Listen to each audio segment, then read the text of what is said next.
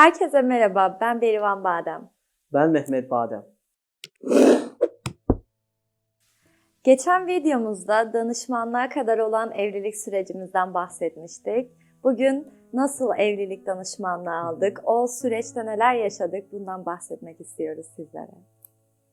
Yani bizim evlilik serüvenimizde danışmanlık en kritik dönemdi. Belki en zor dönem, en çatışmalı, en gergin dönemdi. Çünkü danışmanlık bize evliliğin daha gerçek yüzünü göstermeye başladı.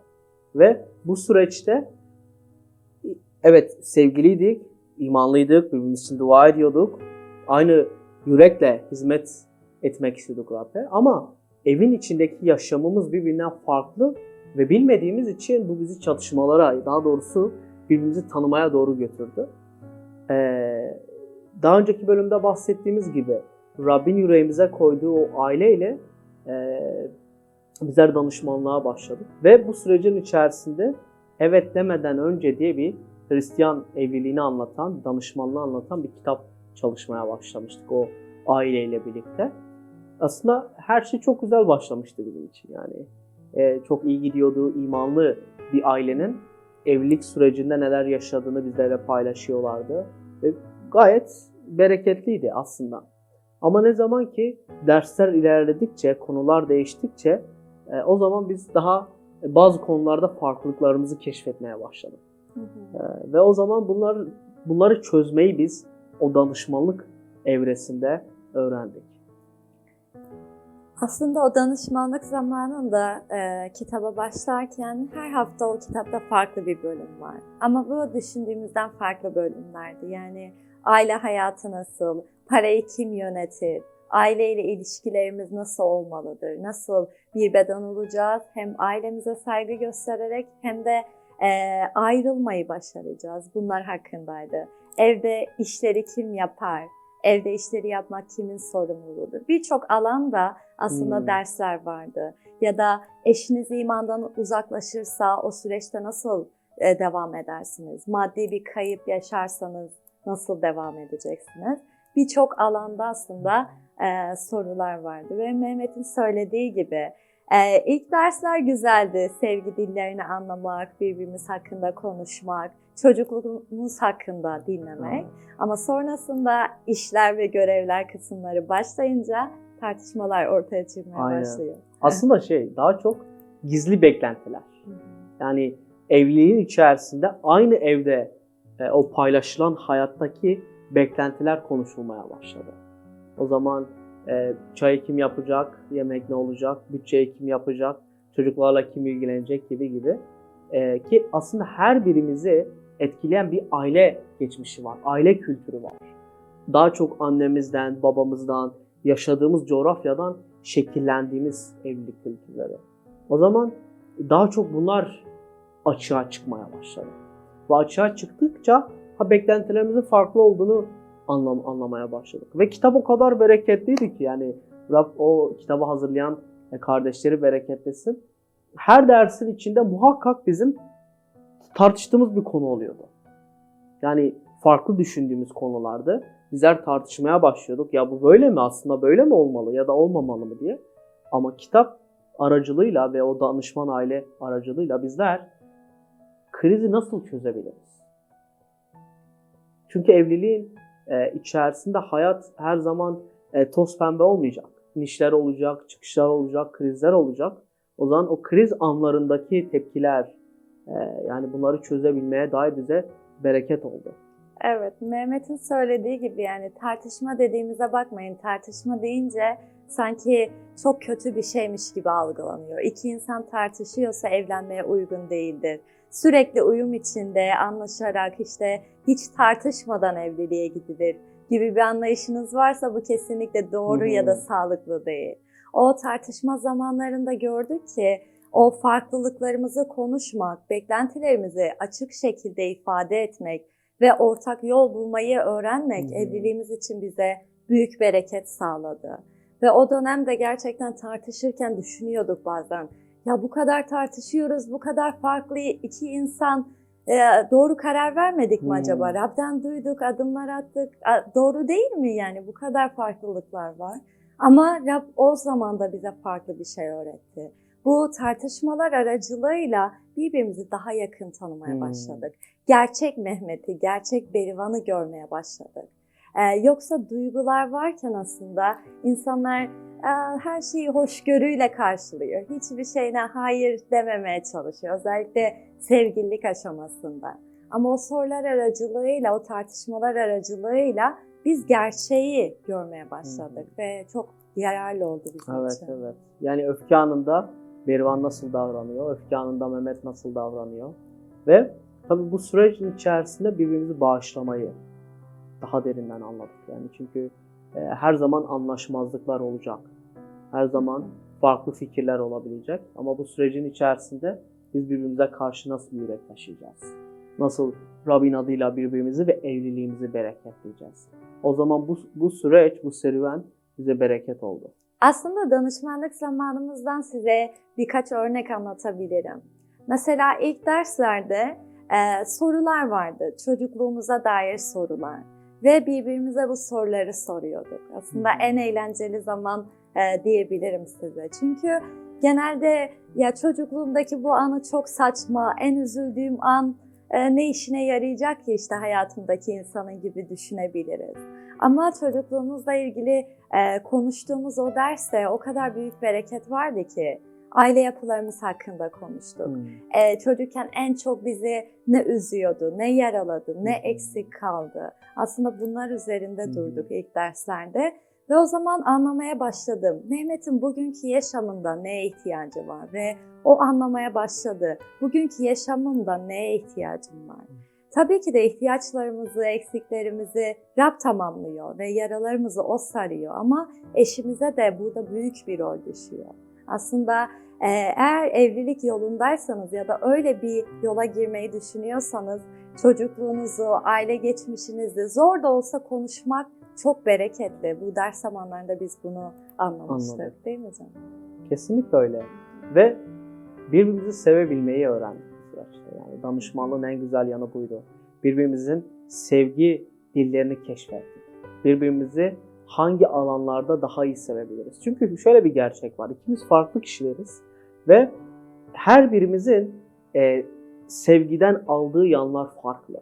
Belki ben eşimle kaliteli zaman geçirerek daha sevildiğimi ve ona sevgimi gösterebilirim. Belki eşimin sevgi dili onaylayıcı sözler. O zaman ben ne kadar onunla kaliteli zaman geçirsem de ona belki sevgimi ifade ediyorumdur. Ama belki onun sevilmekten anladığı şey belki daha onaylayıcı sözler. Belki daha onu teşvik eden sözler. Bunu nasıl keşfedebildik? Hem sevgi dillerimizi bu danışmanlık zamanında anlayarak hem de Berivan'ın bahsettiği gibi çocukluk zamanıyla ilgili. Yani ben hep onu dinlerken şeye odaklanıyordum. Çocukken en mutlu, en sevildiği anlar hangi anlardı? Ailesiyle geçirdiği zaman mı, arkadaşlarıyla mı ya da ailesinin onunla gurur duyduğu zamanlar mı, ne zamanlar? O zaman danışmanlık yani belki modern çağın getirdiği bir algı gibi görünse de aslında birbirimize hizmet edebilmenin de en büyük bereketi. Ve bu süreçte aslında kutsal kitap üzerinde durarak kutsal kitaptaki sevgi türlerine de bakma fırsatımız oldu. Grekçe olarak aslında 3 tip sevgi görüyoruz kutsal kitapta. Filio kelimesini görüyoruz. Bu arkadaşlar arasında olan sevgi. Eros kelimesini görüyoruz. Bu daha çok duygusal, aşk anlamındaki sevgi. Ve agape sevgisini görüyoruz. Karşılıksız, satın alan, Mesih'in, Tanrı'nın bize duyduğu sevgi. O zaman aslında bu danışmanlık zamanında bunu da konuştuk. Çünkü Tanrı'nın bizi çağırdığı şey evlilikte, onun bizi sevdiği gibi sevmek. O agape sevgisiyle sevmek. Dünyasal sevginin içinde daha çok eros sevgisi var. Duygusal olarak iyi anlaşıyorsan, birbirine sevgi sözleri söylüyorsan her şey yolunda. Ama tabii ki de bunlar çok güzel şeyler ama yeterli değil. Tanrı kendimizden feda ederek, karşımızdakini üstün sayarak, onun yaptığı gibi alçak gönüllü bir sevgiye de bizi evlilikte çağırdı. Bunu gerçekten danışmanlıkta fark ettiğimizde ilişkimizde de çok büyük bir farklılık olduğunu gördük. Kesinlikle. O zaman bu danışmanlık bize büyük bir bereket olarak geri döndü. Sevgide birbirimizi tanıdık, ilişkide birbirimizi daha iyi tanıdık. Evliliğimizin içerisinde Tanrı'nın nasıl işleyebileceğini gördük ve bu büyük bir berekete dönüştü hayatımızda, evliliğimizin içerisinde. Bizler her evlilik için aslında gençlere tavsiye etmek istiyoruz. Yani danışmanlık alın. Bu çağdaş dünyanın getirdiği bir şey değil. Bu kutsal kitabın bize emanet ettiği bir gerçektir.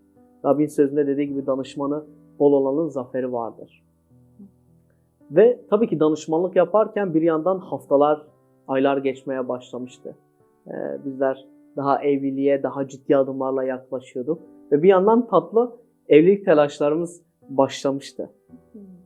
Ve o süreçte aslında danışmanlıktaki konularımız da daha çok pratik yaşamla ilgili konular olmaya başlamıştı.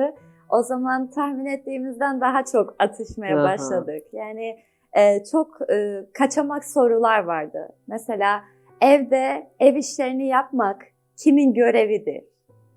Evet, tabii ki de birlikte bir şeyler yapabiliriz, birbirimize destek olabiliriz ama kitapta net, derin bir ayrım vardı mesela. Evde ev işlerini yapmak kadının görevidir, doğru mu size göre? Ya da evde ev işlerini yapmak erkeğin görevidir. Ya da sadece erkek yardım eder. Hangisi doğrudur? Aslında baktığımız zaman kültürel açıdan her ikisi de doğru gibi görünebilir ya da birlikte yapmak doğru gibi görünebilir. Ama görev kelimesi işin içine girince aslında büyük tartışmalar olduğunu gördüm. Aslında Mehmet bu alanda görev kelimesini farklı anlamlandırmıştı. İstersen canım sen bahsetmek ister.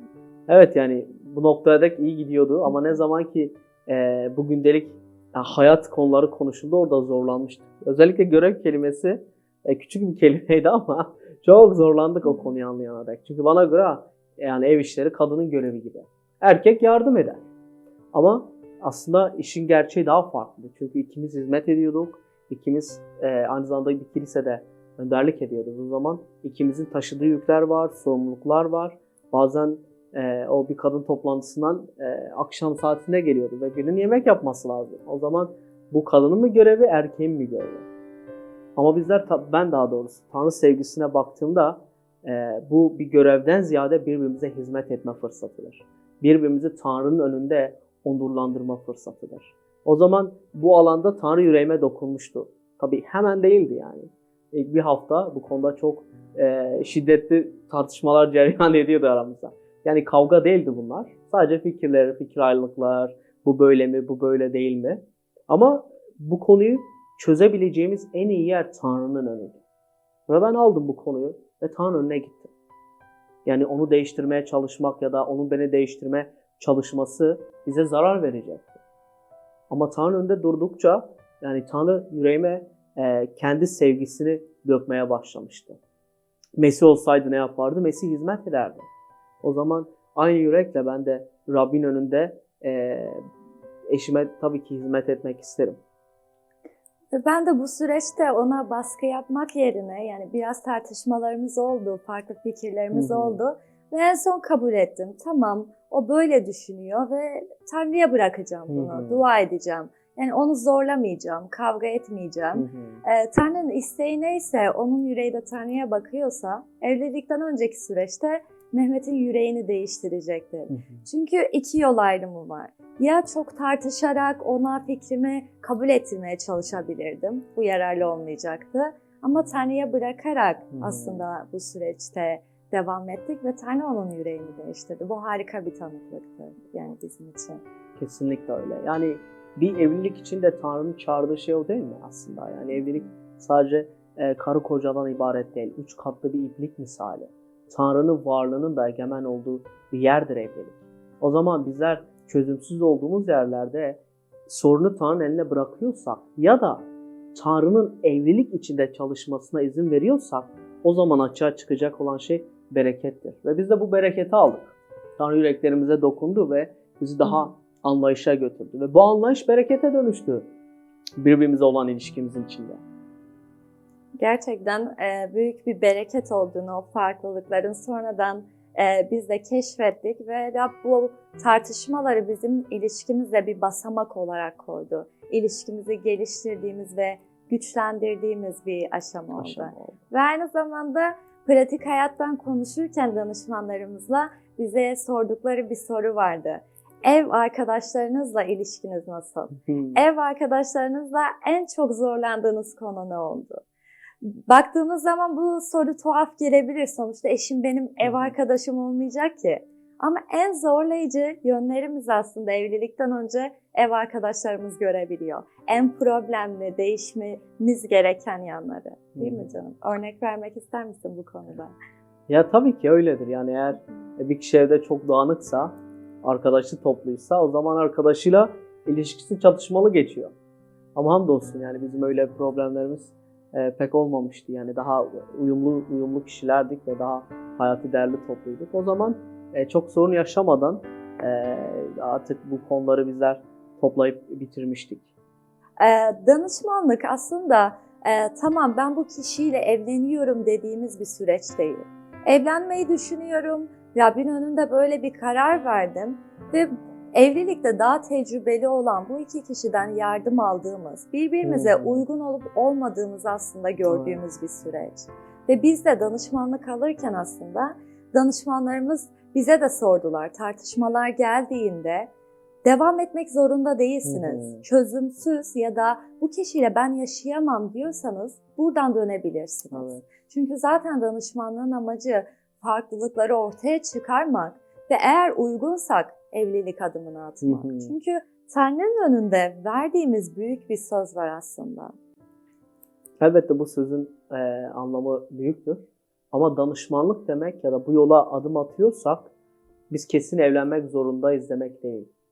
Elvan'ın da dediği gibi danışmanlık bizim birbirimizi tanıyıp evliliğe uygun olup olmadığımızı anladığımız bir süreçtir.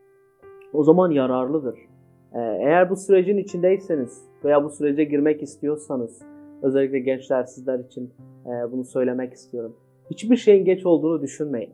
Eğer uygun olarak birbirinizi görmüyorsanız bu yoldan dönebilirsiniz. Birbirinizi bereketleyip birbirinize bereket olarak Tanrı'nın önünde durarak, doğru olanı yaparak vazgeçebilirsiniz. Çünkü hayatın gerçekleri bize karşı çok da mahzumane olmayacaktır.